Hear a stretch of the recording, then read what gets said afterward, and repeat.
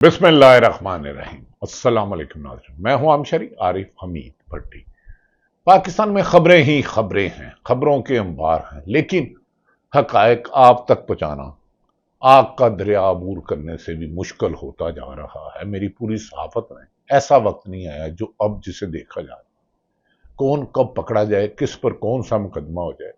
सियासतदान इक़्तिदार की हवस, तकब्बर और ताकत के लालच में ब्यूरोक्रेसी पुलिस को ऐसे इस्तेमाल कर रहे हैं कि जैसे खुदा न खास्ता पाकिस्तानी मुल्क दुश्मन हो। खैर, ये तो एक तवील दास्तान है।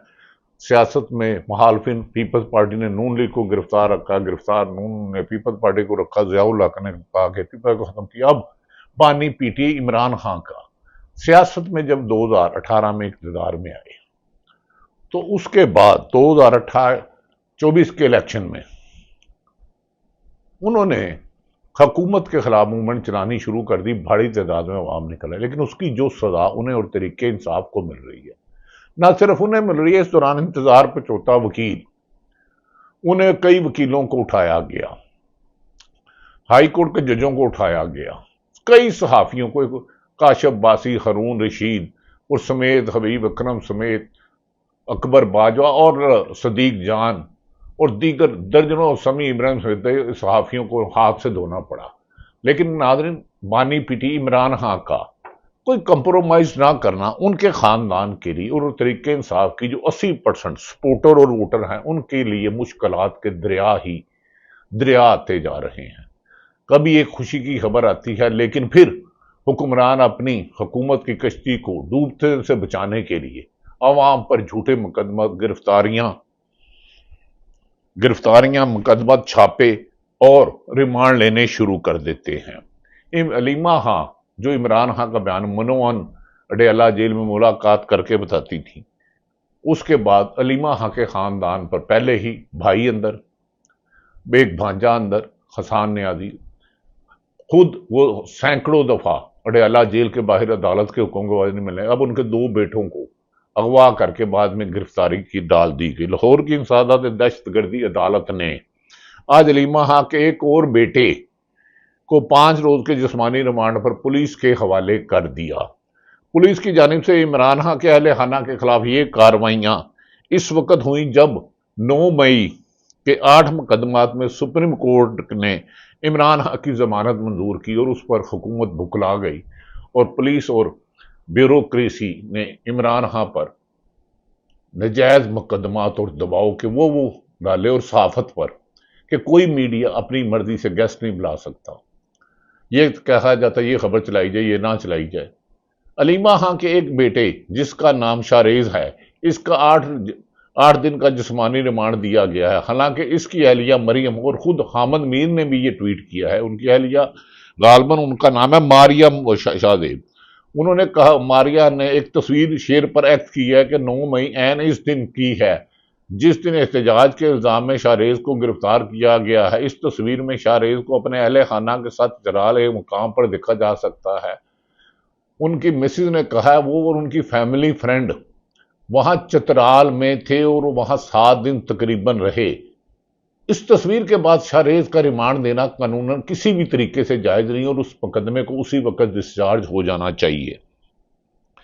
मारिया शाहरेज ने कहा कि चतराल में फैमिली फ्रेंड हमरा थे, जिसका तस्वीरी सबूत और मोबाइल की लोकेशन भी दी।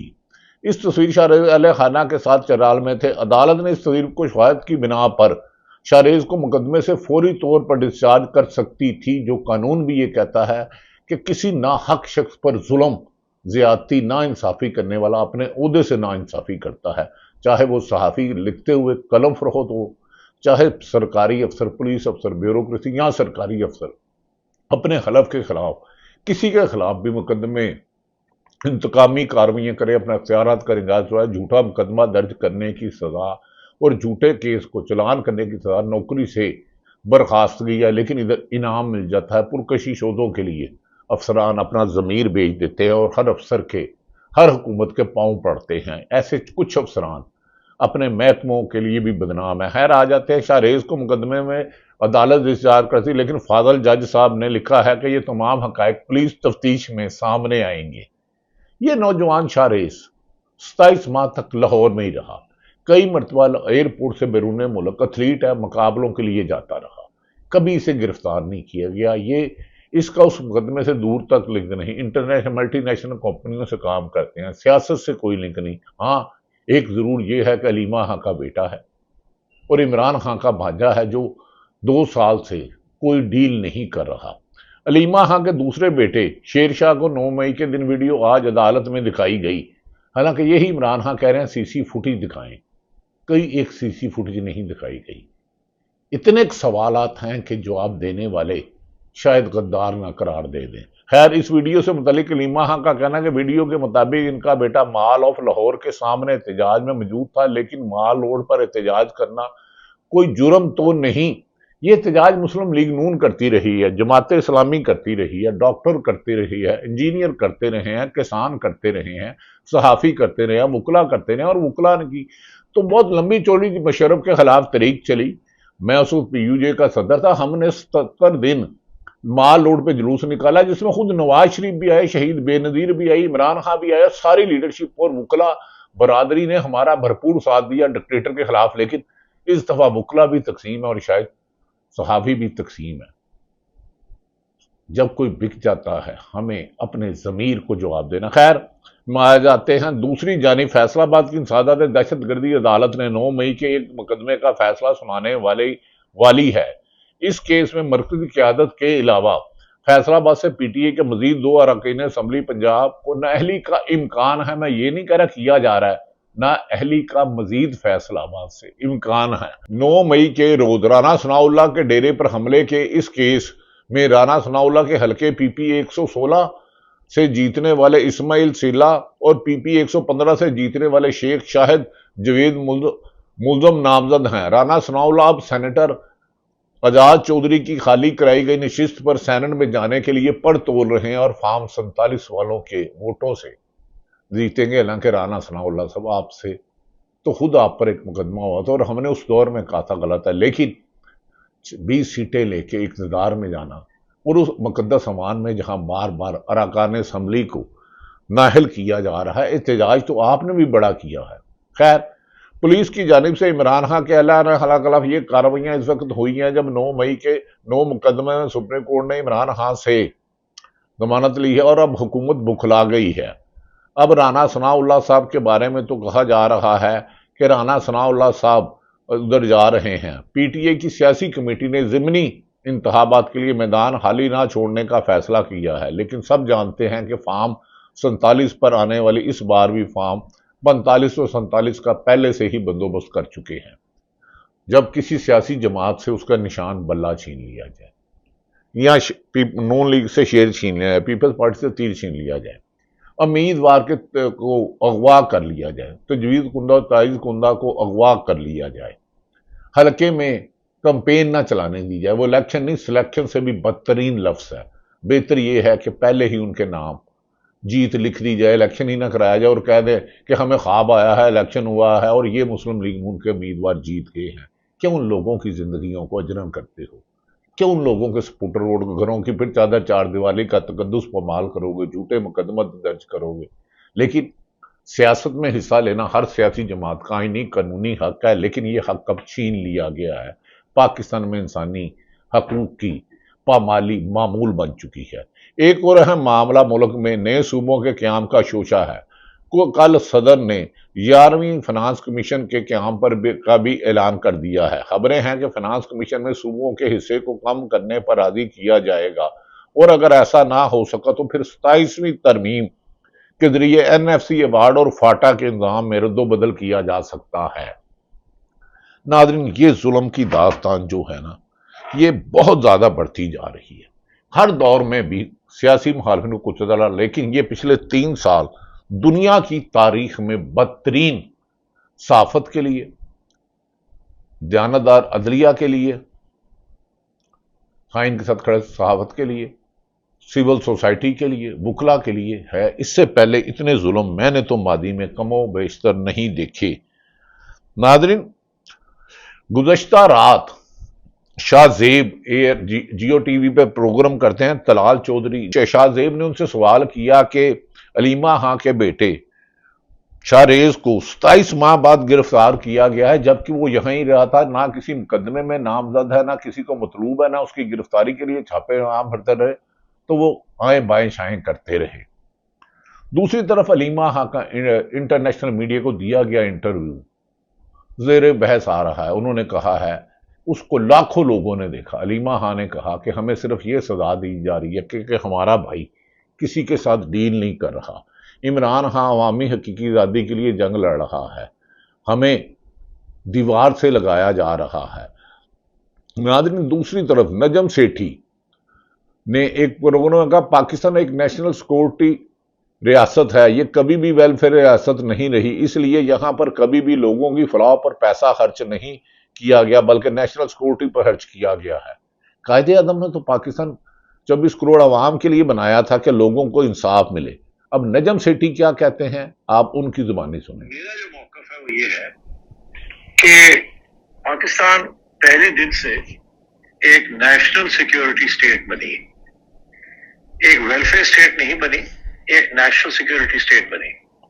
نا کہیں کہیں national security states welfare states بھی ہوتی ہے اور کہیں کہیں welfare states national security states بھی ہوتی ہے، مگر جب ایک سٹیٹ پوری توجہ جو ہے وہ نیشنل سیکیورٹی کے اوپر رکھے تو پھر سوشل ویلفیئر جو ہے وہ رہ جاتا ہے، اسپیشلی اگر آپ کے پاس ریسورسز نہ ہوں کہ نیشنل سیکیورٹی کے لیے بھی آپ ریسورسز الگ کریں اور پھر لوگوں کی ویلفیئر کے لیے بھی الگ کریں۔ آپ پاکستان کی جب انڈیپینڈنس ہوئی تو ڈان اخبار کا ایک اداریہ ہے، بڑا تاریخی اداریہ ہے، اس وقت پہلا جو سال تھا اس سے جو بجٹ رکھا تھا پاکستان کی حکومت نے، اس وقت کی حکومت نے قائد اعظم کے زمانے میں، اس کا 70% پیسہ دیا گیا ڈیفنس کو۔ اور پھر آپ کو پتہ ہی ہے کہ انڈیا کے ساتھ کشمیر کے اوپر نئی نئی ریاست کی لڑائی جھگڑے شروع ہو گئے۔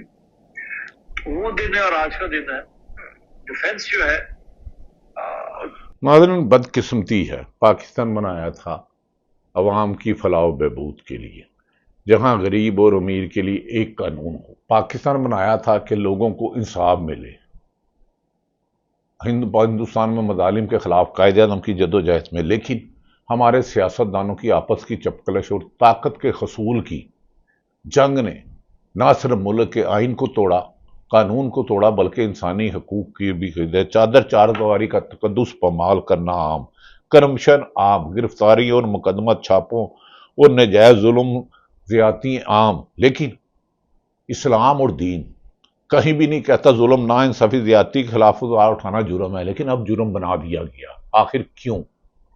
ہر حکمران طاقت والا جو بھی آتا ہے کہتا ہے سچ وہ جو میری خواہش نہیں، سچ وہ جو حقائق ہیں۔ ناظرین، اب مفتاح اسماعیل صاحب کا ایک بیان آپ کو سناتے ہیں، انہوں نے مختصر سا سنائیں گے کیونکہ ویلاگ لمبا ہو جاتا ہے اور آپ لوگوں کا ٹائم بڑا قیمتی ہے، میں جانتا ہوں۔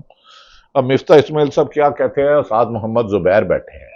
سیاسی بحران اس لیے ہے کہ 8 تاریخ کی شام میں میاں نواز شریف صاحب نے اپنی ہار تسلیم نہیں کی اور جو اپنا بیانیہ ہے ووٹ کو عزت دو کا، اس کا بیانیہ کو یکسر چھوڑ دیا، اور گو کہ عمران خان صاحب مشہور ہیں یو ٹرن لینے میں، بہت یو ٹرن لیتے ہیں، اس سے بڑا یو ٹرن پاکستانی سیاست میں کبھی نہیں ہوگا، جب کہا کہ ہم ووٹ کو عزت نہیں دیں گے، ہم حکومت کو عزت دیں۔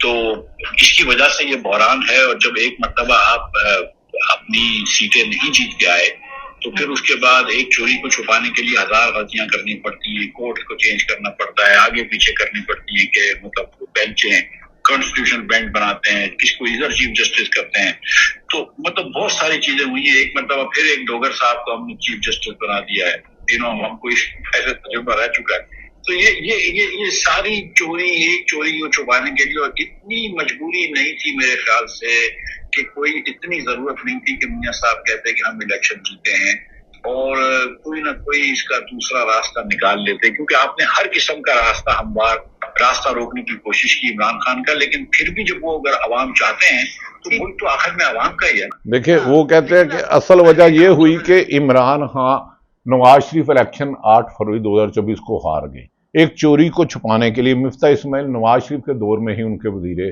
خزانہ رہے، کمپیریٹیولی اچھی شہرت کے حامل ہیں، اور ان کے ساتھ ہمارے دوست محمد زبیر جو گورنر سندھ بھی رہ چکے، نواز شریف کے ترجمان بھی رہے۔ تو اب اس سے زیادہ آپ کو اور کیا گوائیاں چاہیے؟ یہ ظلم کا نظام کب تک چلو گے؟ خدا کے لیے اس کو روکو، مجھے سمجھ میں نہیں آ رہی۔ یہ بغض عمران میں، ملک میں آئین قانون دونوں کو کیوں ختم کرتے جا رہے ہیں؟ مصطفیٰ نواز کھوکھر نے آج بھی ایک پروگرام میں کہا، یہ بھی آج کل بڑی بولڈ باتیں کر رہے ہیں، مجھے تو ڈر ہے کسی دن یہ بھی نہ اٹھائے جائے۔ اللہ ان کی حفاظت اور ہر سچ بولنے والے کی، ہر حقیقت بولنے والے کی حفاظت کرے، ہر محب وطن کی حفاظت کرے۔ مصطفیٰ نواز کھوکھر جو کہا تھا کہ میں اسلام آباد سے 2 حلقوں سے الیکشن لڑا ہے، میں نے کہا دونوں میں پی ٹی آئی جیت گئے، لیکن فارم 47 پر نون لیگ کو جو ہاری ہوئی سیٹیں دے دی گئی۔ اب مصطفیٰ نواز کھوکھر کی زبانی سے کیا فاطمہ جناح بانی ہے پاکستان کی بہن، اس کو غدار نہیں کہا؟ بالکل۔ کیا ہم آج اس کو کہہ سکتے ہیں کہ کسی صورت انہوں نے ٹھیک کہا؟ ملک توڑنے کے اندر 1971 کے اندر سیاستدانوں کا کتنا قصور تھا اور جنرلز کا کتنا قصور تھا، یہ بات یہ تاریخی حقائق نہیں ہے۔ جو 19 پی این اے کی تحریک چلی، اس پی این اے کی تحریک کے اندر سیاستدانوں کا کیا کردار تھا؟ آئی جی آئی بنی، سیاستدانوں کا کیا کردار تھا؟ تو ہر موقع پہ فیسیلیٹیٹر تو ہم موجود ہوتے ہیں نا۔ یہ بات شاید مصطفیٰ نواز کہہ رہے ہیں آئی جی آئی بنی تو کس کا کردار تھا؟ وہ تو ہائی کورٹ میں کیس بھی ہے۔ خدارا اس ملک کو اب چلنے دیں، بہت ہو چکی، دنیا سو چکی۔ یہ ظلم کی رات بہت زیادہ ہے۔ صحافت کی زبان بندی، عدلیہ پر کنٹرول، پرامن احتجاج سے روکنا، ظلم، زیادتی، مقدمات، انتقامی کارروائیوں کا کاروبار نہ کرنے والے ایک دن اس ظلم کا شکار ہوں گے۔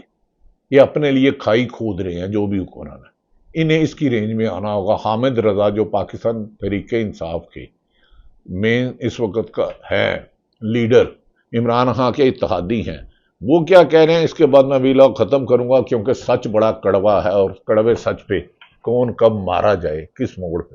جس ملک میں سچ بولنا جرم اور جھوٹ بولنا فرض ہو جائے، جس میں رزق حلال کھانا جرم اور رزق حرام کھوانے والوں کو کھلی چھٹی ہو، وہاں امن اور ترقی کے دعوے محض ڈرامہ اور دھوکہ ہیں۔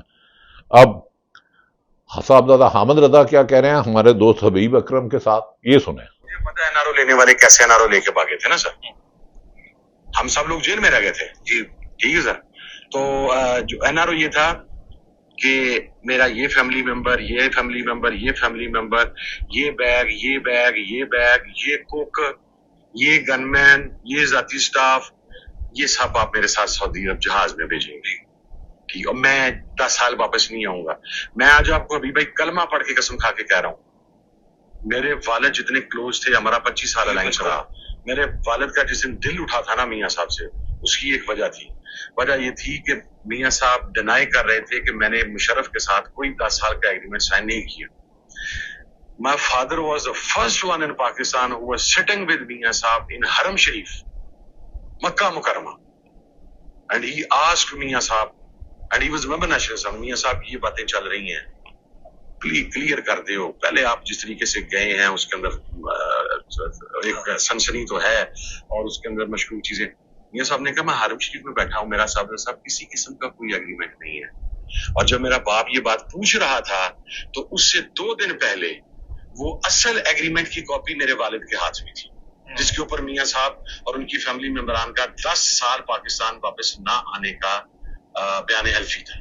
جی مجھے اگر آپ آج بھی کہیں گے تو وہ میں ڈاکومنٹ پروڈیوس کر سکتا ہوں، میری والد کی شہادت کے پاس میرے پاس آج بھی بطور ثبوت وہ ڈاکومنٹ پڑا ہوں، signed by all of these. Hamid Raza, Sahibzada Hamid Raza کہتے ہیں حرم شریف میں نواز شریف نے کہا تھا کہ نہیں، ان کے والد کو حرم شریف میں بیٹھ کے جھوٹ بولے، اور 2 دن بعد انہوں نے کہا حامد رضا نے کہ ہمارے پاس آج بھی ڈاکومنٹ ہے جس میں نواز شریف مشرف کے ساتھ ڈیل کر کے جہاز میں کوک دبانے والے آلو گوشت بنانے سب لے کے گئے، لیکن صحافیوں کو سچ بولنے پر اٹھایا جا رہا ہے، نوکریوں سے نکلوایا جا رہا ہے، ججوں کو کام نہیں کیا جا رہا۔